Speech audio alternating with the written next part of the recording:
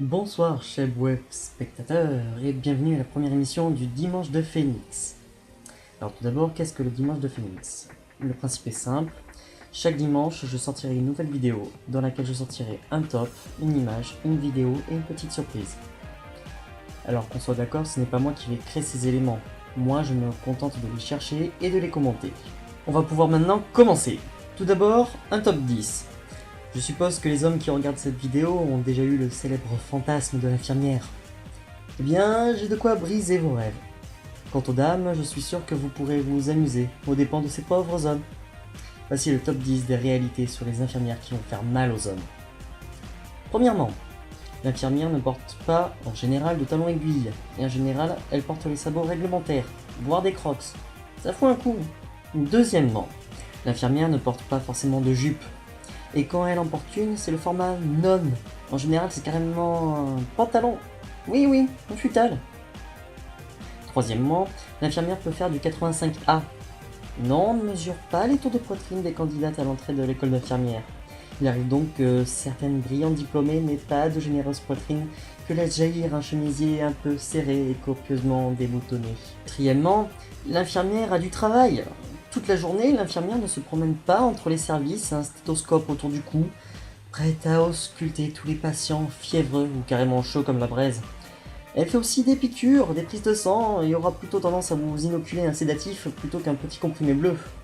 Cinquièmement, l'infirmière porte des sous-vêtements sous sa blouse. Hygiène et confort oblige, elle reste une professionnelle de la santé, et porte donc plusieurs couches sous son uniforme. Les barésies et les dessous en dentelle noire restent rares en service hospitalier, comme chez les infirmières libérales. Sixièmement, l'infirmière attache soigneusement ses cheveux.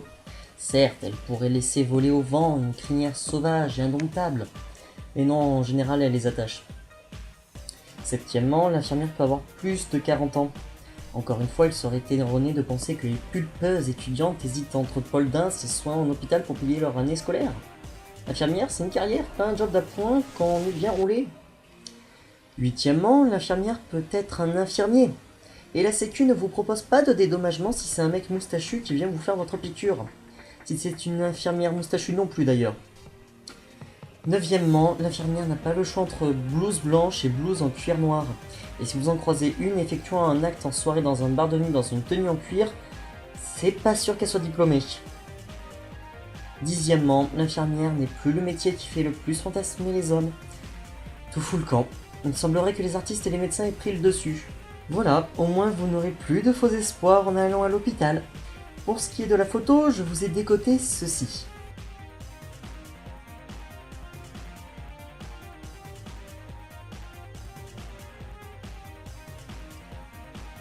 Ça se passe de commentaires. Bon, je vais en faire quand même un ou deux, hein, histoire de faire genre que je fais quelque chose. Bon, alors d'abord, on peut parler du mec qui est dans le tube et se poser la question.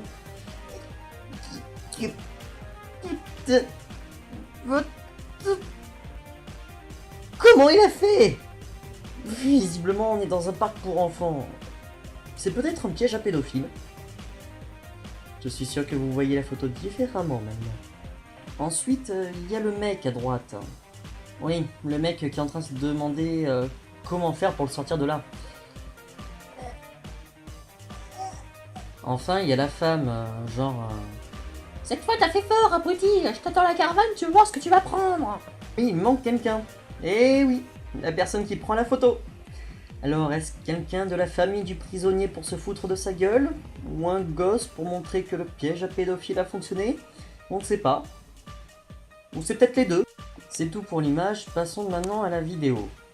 Pour la toute première vidéo que je vais vous montrer, je vais vous parler d'une autre émission que j'ai prise au hasard sur YouTube, celle de la ferme Jérôme sur MTV. Dans cette émission, on peut voir l'humoriste Jérôme Niel se moquer de certains groupes et musiciens actuels. J'ai donc choisi une de ces vidéos au hasard, sur l'épisode 38, la ferme Jérôme versus Skrillex. Vous n'avez plus qu'à cliquer sur le logo pour accéder à la vidéo.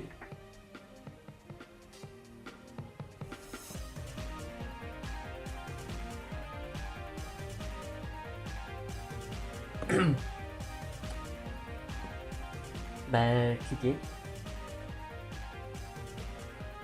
cliquez pas, hein. Enfin, si vous cliquez, ça vous permettra de voir la vidéo. C'est vrai que si vous cliquez pas, vous verrez la fin de ma vidéo.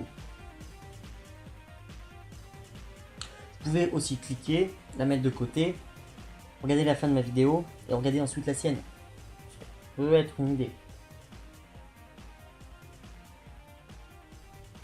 Bon, nous avons presque fini le premier dimanche de Phoenix. Il ne me reste plus qu'à vous montrer une petite surprise. On va faire ça en devinette. Alors premièrement, j'ai presque 100 millions de vues sur YouTube. Deuxièmement, je suis un GIF en 8 bits. Troisièmement, j'ai un corps en pop tart et je fais des arcs-en-ciel. Vous avez deviné ?